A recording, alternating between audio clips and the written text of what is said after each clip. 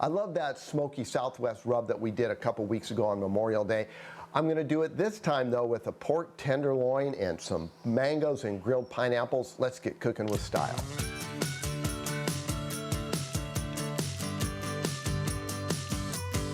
Well, if this rub sounds a little familiar, we did it a couple weeks ago on Memorial Day. We're doing it with the other white meat, pork tenderloin. One thing you have to do is get this silver skin off.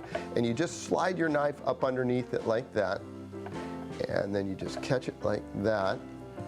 And that's the tough part. We'll get this last little piece right there, and that will make it a lot more tender. Now for the rub, which is ultra good, and I love it a lot here. We've got a little bit of brown sugar, cumin, onion, and garlic granulated, ancho chili, oregano. We've got a little smoked paprika, and of course salt in there. We're just gonna put this in, and if it were me, I'd double this, but this is just for this recipe. We're gonna mix it up really good. And you know, keep it in your cabinet if you want to have this for anything that comes your way. Chicken, pork, it goes good on beef too.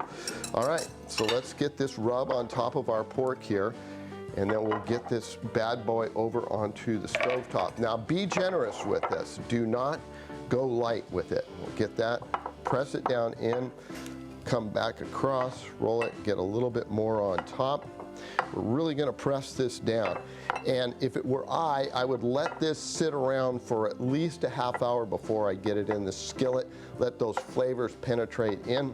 I'm going to move this over to the refrigerator, and then we'll put it on the stove in about a half hour. All right, I want to show you something here on this pork tenderloin. You see how the rub has kind of got a little moistness to it? That's exactly what we're looking for. So let's get this in the pan. I'm going to put in a couple tablespoons on a medium-high heat pan and give this a little swirl back and forth. And then we'll just put this tenderloin in there. We're going to sear it 3 different sides to get a nice crust on it. All right, we're ready for the final turn. A nice crust on that side. We're going to pop this in our 350-degree oven for about 8 to 10 minutes. All right, let's take this out. Oh yeah, that's a nice medium. We're going to let it sit there and rest for about 8 to 10 minutes. All right, we let our pork tenderloin rest for about 10 minutes or so, and I'm just going to cut into it across the grain, obviously, and you'll notice just a hint of pink in there, and that is not a problem with pork today. We're going to plate this up the way we would serve it. Obviously, no side dishes, but I'm going to put up a nice portion on this plate. Let me get this over here and show you how I'm going to do this with the plate. We've got this Lone Star Verde sauce or green sauce. I'm going to put a nice little swirl like that. I'm going to take our pork tenderloin and lay it down in like so. But wait, there's more. We'll take a little bit of the mangoes. Now for the pineapple, what I did is I went ahead and grilled it to bring out more of the sugar, and we'll just put this on this side. And I like to serve that green verde sauce out there on the table because I guarantee you people are going to want more of that.